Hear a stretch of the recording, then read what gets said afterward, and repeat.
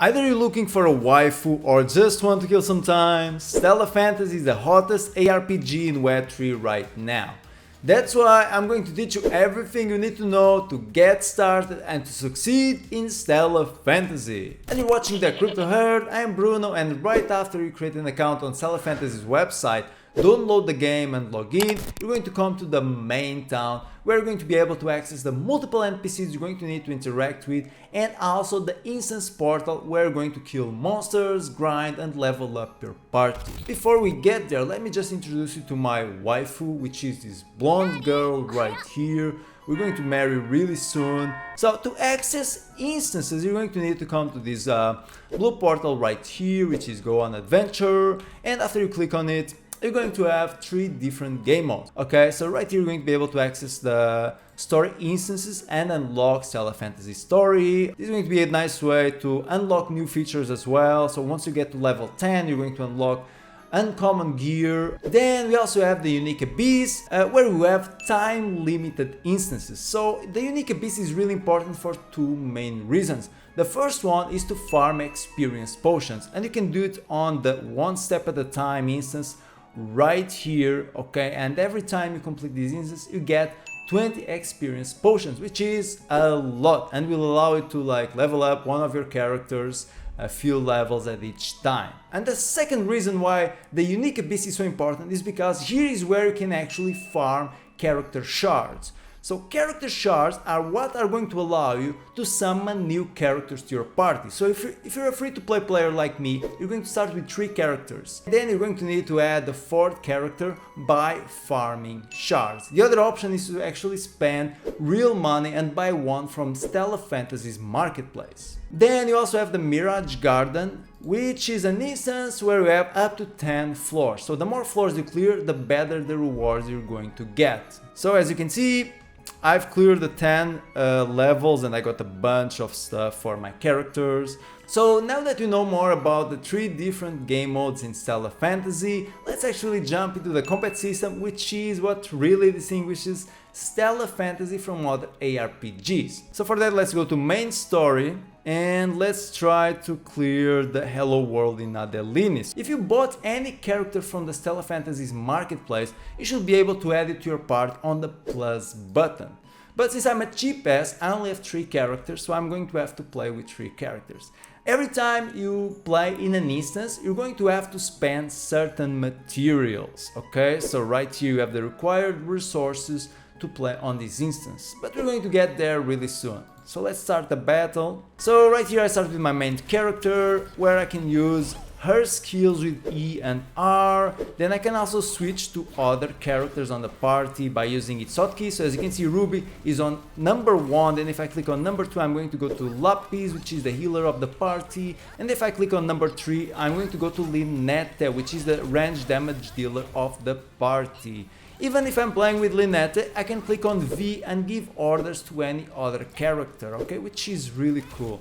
I really like this system because it requires team coordination. I can also use left shift to dodge enemy attacks. So this is a really fast-paced combat system that will take ages for you to master it. The another thing you should know is that if you click on Z, your characters will play by themselves on auto mode. So this is perfect for people who don't have time to actually play Stella Fantasy. You can just leave your characters to grind some low-level dungeons and level up while you're busy with other tasks. And we've got experience, okay, we got 2 stars, and you can see that we got some materials as a reward. So now that you're familiar with the combat system and how Stella Fantasy works, let's actually talk about the production facilities. So in Stella Fantasy you have 4 raw materials, which are leather, mineral, mana ring, and wood. And each raw material is linked with a production facility, which is linked with an NPC. So if I actually go to the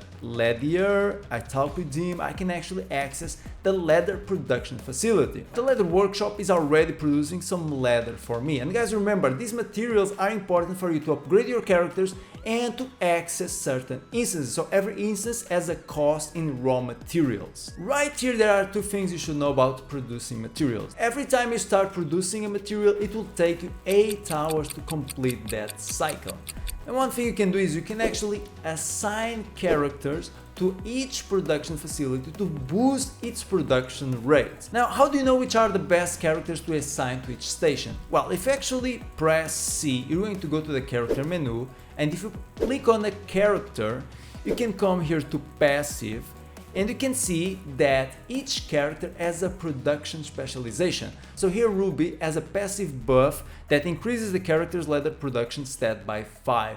So I would say that she's a very good candidate to be assigned to the leather production facility. Then another thing you should know about the production facilities is that you can actually upgrade them. So if you actually go to Enhance, you can spend some blueprints that you get by completing instances, which will increase its production rate. So every 3 days, remember to come here and upgrade your production facilities to produce more materials, because guys, these materials are required for like everything in this game. Now the next thing we're going to take a look at is crafting. So guys, crafting is of the utmost importance to increase your party's power. So if you actually come to Choppy, which is the NPC that is linked with this activity, you go to the blacksmith, and then here you have 2 options, craft gear and enhance gear. So if you actually come to the crafting gear, you'll come to this menu, and crafting, unlike the production facilities, requires a character for it to work. So I have here Linette, and crafting wouldn't work without a character assigned. So if I click on her, I can see that I have here weapon, armor, helm, gloves, necklace and earrings. And the first thing I recommend you to do is to craft weapons, because in Stella Fantasy, weapons are more important than armor or accessories. And why is this? Because instances have a limited time for you to complete them. If you don't complete them in that limited time, your character will start to take damage over time. So there are many situations where you're not going to be able to clear an instance because you ran out of time. And how do you deal with this problem? Well, you upgrade your character's damage outputs. And one way to do that is to craft weapons. Okay, so if your character deals physical damage, you should craft either a sword or an axe. If it deals magical damage, you should craft a trainee staff. And if you don't have all the materials needed, okay, you can just click on that specific material and then click on this icon right here, and it will tell you where you can farm this specific material. Then after you've geared up your characters, you can go to enhance gear. So here is where you're going to be able to level up your gear and upgrade its stats. If I actually click on the monastic circlet, I can click on enhance, and I'll have to spend 50 mana ring to take it to the next level. And actually I've succeeded. But if I had failed in upgrading it, nothing would have happened. The only thing you lose when you fail to enhance an item is the mana ring you've spent trying to do so, okay? And that's why mana ring is the most important resource in this game, because it's what you use to upgrade your character's gear.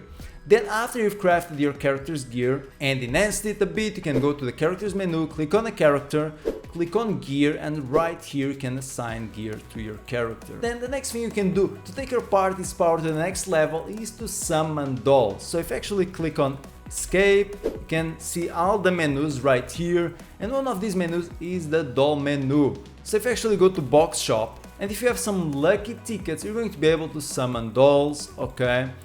And what are these dolls? So these dolls are some sort of pets that boost your character stats, okay? So just by having this pet right here, I get plus 2 AP recovery, plus 108 physical critical chance, and plus 5 movement speed. So that's a lot, okay? That's a big upgrade.